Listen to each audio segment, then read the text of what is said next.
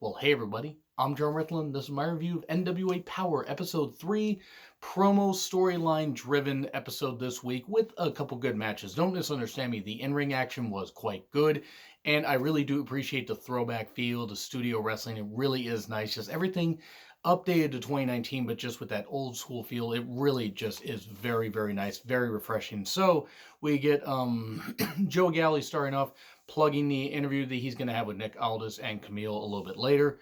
And he says he will not bring up this whole thing of why Aldis won't let Camille talk or why Camille won't talk. We'll find out very, very soon what, exactly if Galli's going to hold to that. But Jim Cornette and Joe Galli on commentary. Once again, Cornette, yes. I mean, look, proud member of the cult of Cornette. I'm just saying. I love Jim Cornette. He is very, very vocal, very, very honest.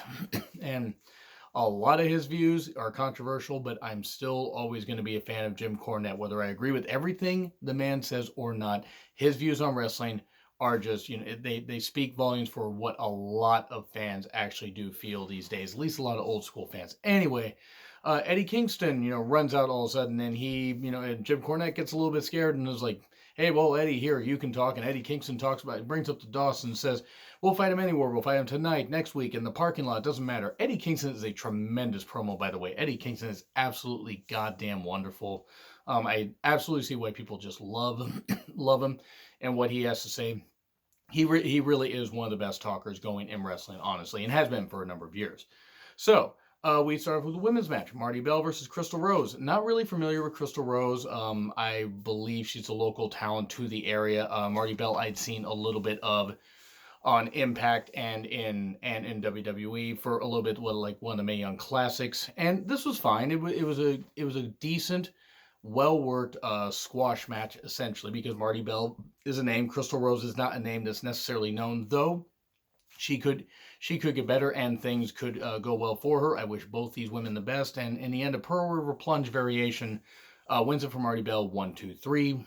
So that was some good stuff. And then we get a Dawson's interview, and there's a Dawson's Creek chant because the fans don't want to wait for this interview to be over before they start booing them. That was a terrible rendition of Paula Cole's song. I apologize. I would play it, but I don't want to get flagged on YouTube. So anyway, that was fine. They said, yeah, we'll face Eddie Kingston and Homicide anytime. It does not matter. Because if you remember, the Dawsons ran in when Eddie Kingston and Homicide had a match the previous week. So we then get an NWA Into the Fire pay-per-view plug. Apparently it's sold out, and the only way to watch it is on pay-per-view on Fight TV. Yes, I will be ordering that, as I'm absolutely 100% ready to see how well NWA does with another pay-per-view. I love the Crockett Cup. I did review that a number of months ago. So, definitely excited. Thunder Rosa. Now, I want to take a look at something really quick. Right back there, in case you can see. I met Thunder Rosa at Without a Cause show. That's a local promotion here in Washington last year. It was actually at their first ever show. And I've been a fan of hers since her time in Lucha Underground and, when she was Cobra Moon.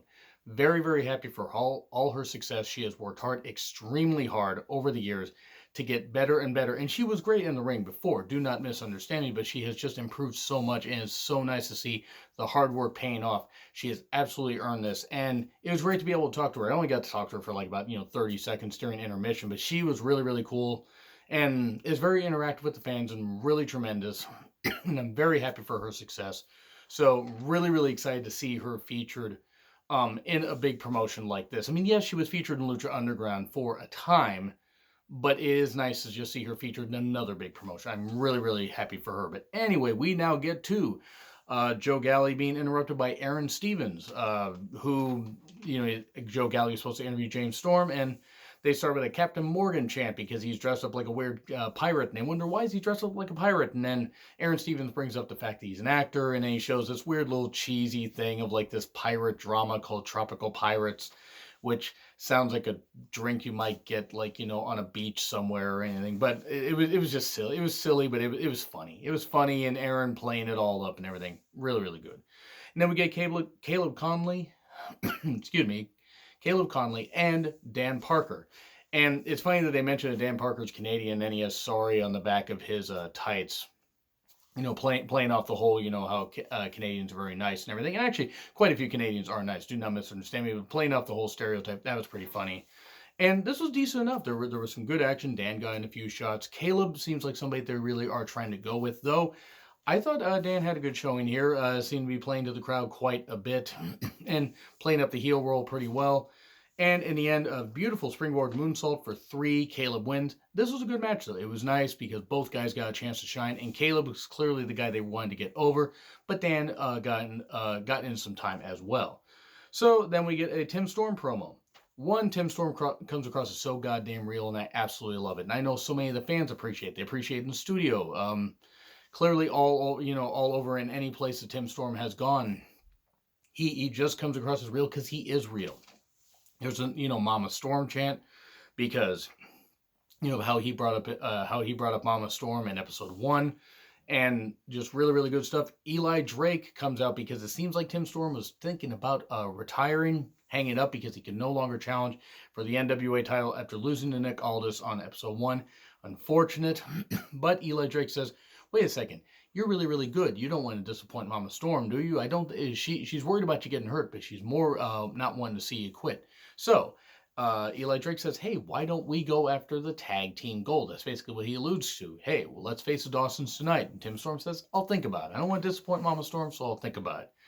And then we get a weird commercial, the Spiritual Advisor Invisible Hair Cream, and I don't know what this was. It was hilarious. It was weird. But it was funny. If you're tired of hair getting in the way, basically, and clearly I must be because my hair is absolutely out of control, use this invisible hair cream, and it hides your hair. I mean, it's like a weird sci-fi-ish thing. It was funny. It was just silly. And then we get Josephus here with a public apology to James Storm, and he invites him out. And then here comes Colt Cabana, and Colt Cabana essentially is impersonating James Storm. Well, he gets a hat out of the bag and everything, and starting to do this and drinking beer because Colt Cabana wants a shot at James Storm, who is the NWA National Champion. And Colt Cabana had won that title recently, I believe at the Crockett Cup, if I recall correctly. And then he lost it sometime later to James Storm. So, they're joking around with this stuff. And then Josephus throws the powder in Colt Cabana's eyes and then looks to beat him up. But then James Storm runs in, last call super kick, and then looks like he's about to beat up Colt Cabana because they're feuding. But Mr. Anderson gets him out of the ring, and then we go to another break. And we get a few plugs for other promotions coming up where other superstars are going to be. Championship Wrestling from Hollywood and one in Minnesota. I didn't write the name down. I do apologize. I should have wrote those dates down, but really, really good. And check out NWA Powerrr and just look for that stuff. But it's really, really nice. They're working with other small promotions as well. And it's just really, really cool. And you can meet some other stars there if you're in the area. And then we get a Nick Aldis interview, and he goes over the names who could challenge him. He even mentions Ricky Starks. Would love to see that because Ricky Starks is really, really awesome. And he mentions some other people and everything. But then Galley keeps prodding about Camille. Like, hey, I want to talk to her. Why won't you let her speak? And no, Aldis, she's the best insurance policy. She wants to talk. Go ahead and let her talk. Or it's like, you want to talk to her? Go ahead. She won't talk to him at all. Has no time for him. And there we go. We then get a weird commercial about a guy doing, weird stuff on volcanoes exploding and everything. And, who is the mark? I don't know what this is. But there's apparently like, an at, it's like question the NWA, like who is the mark? I'm not exactly sure what that is, but hey, okay, cool. It was unique. And then we get Eli Drake and Tim Storm. Tim Storm agrees to team with Eli Drake versus the Dawsons. Nice little match. Good tag match. Interesting to see Drake and Storm working together. They dominate at first. They switch in, switch out, with the tags and everything. Both have some good showings. Tim Storm does eventually get caught in a bear hug, gets beat up for a little bit.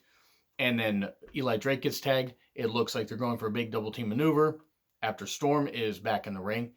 And then Drake hits the ring post. And then Tim Storm ends up getting pinned by the Dawsons 1, 2, 3 after a double team maneuver. And then Dawsons are beating him up. What the hell's going on? And Drake's out on the floor. He's got, a hurt shoulder and stuff like that. And then Nick Aldis comes out to check on Tim Storm since he still respects him, even though he beat him for the end, to retain the NWA Championship on episode 1. And then we are done with that. Love the End of the Fire song, by the way, and I'm really excited to see what they're going to do for the End of the Fire pay-per-view. Now, obviously, there's still some time to set that up, the card and everything. It'd be very interesting to see what happens. But I'm going to say B, even though it was storyline heavy, I did enjoy this. It went by quick.